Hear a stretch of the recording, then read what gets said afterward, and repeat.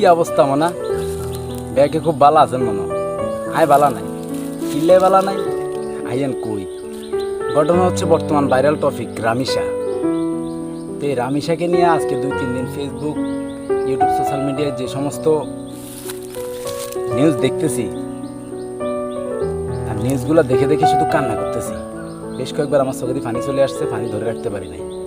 রামিসা 7-8 বছরের একটি মেয়ে যাকে ধর্ষণ করছে তার প্লেটের 25-30 বছরের একটা যুবক যার ঘরে একটা ওয়াইফ আছে, এবং কি ওই ধর্ষণের সাহায্য করছে তার বউ।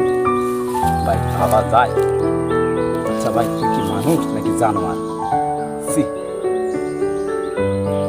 যাই হোক, আসামিকে পুলিশ গ্রেপ্তার করছে এবং কি তাকে আদালতে হাজির করছে, সে তার দোষ স্বীকার করছে। এখন আমি সহ আমরা বাঙালি জাতি তাকে আছি রায়ের অপেক্ষায়, কি রায় হবে। হ্যাঁ, তো সরকার যে কোনো রায় দিতে পারে, তাতে আমাদের কিছু দেখার নাই। আমাদের কথা হচ্ছে একটাই, এই ধর্ষণের শাস্তি নৃশংস একটা শাস্তি হওয়া উচিত, শাস্তি হইতে হবে, যাতে করে এই শাস্তি দেখে আগামীতে কোনো ধর্ষক ধর্ষণ করার আগে এই শাস্তির কথা একবার চিন্তা করে। তা না হলে আবারও একটা রামিসা নষ্ট হবে, আবারও একটা রামিসার বাবারা হাজারি আমরা শুনতে হবে, আবারও ফেসবুক থেকে দেখে দেখে কান্না করতে হবে। এভাবে অতীতে আমরা করে আসছি।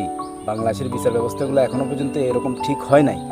বাংলাদেশ যদি একটা ধর্ষণের, একটা চুরির কঠিন থেকে কঠিনস্তর একটা শাস্তি দেয়, সারা বাঙালিকে দেখায়, ওই ঘটনাকে সারা জীবন স্মরণ করে পরবর্তীতে কোনো ধর্ষণকারী, কোনো চোর, কোনো ডাকাত, কোনো অন্যায়কারী অন্যায় করার আগে অন্তত একবার হইলেও কি ওই ঘটনাটা মনে করবে।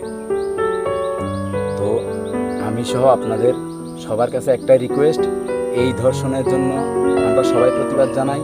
আমরা যেন এই ধর্ষণের বিচারটা আমাদের জনসম্মুখে খুবই কঠিন থেকে কঠিনতর একটা বিচার হয়, সেই আশাবাদী আমরা।